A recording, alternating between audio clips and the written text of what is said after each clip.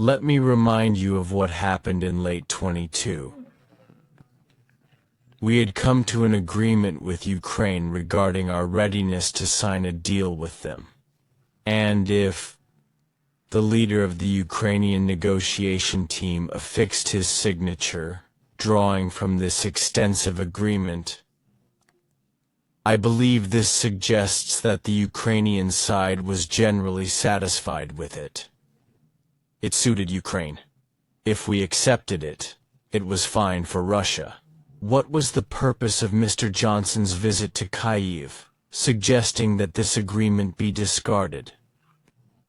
Why did he set the goal for his Ukrainian colleagues to achieve victory on the battlefield? To defeat Russia strategically. Why is the West so afraid of peace if it keeps insisting it's what it wants?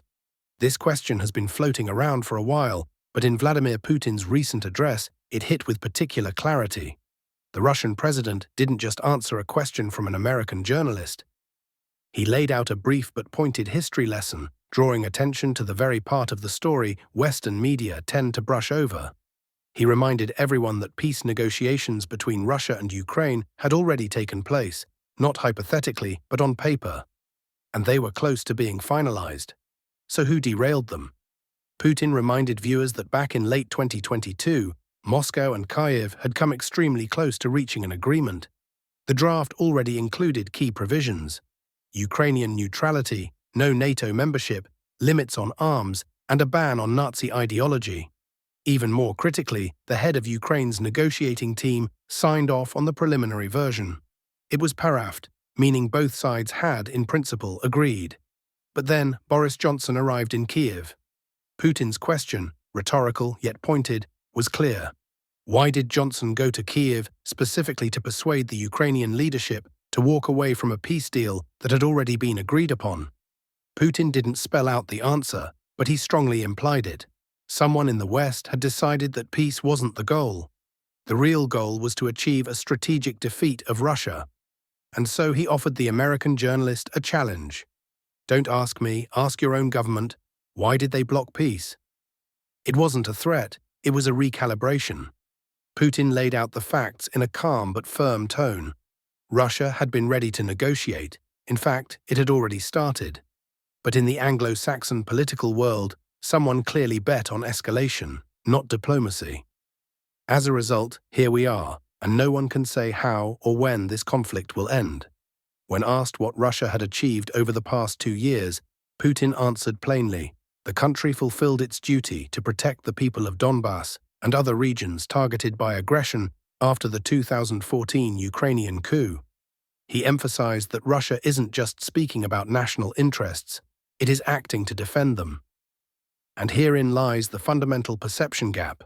While the West sees Russia as the aggressor, Moscow sees itself responding to a breakdown in security balances caused by NATO's expansion and Western interference in the post-Soviet space.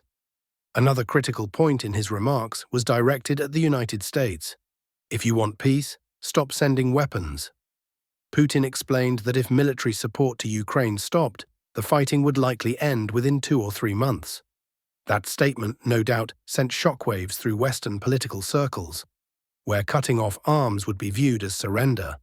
Yet in Putin's tone, there was no call for Ukraine's defeat, only a pragmatic appeal to halt the spiral and resume dialogue.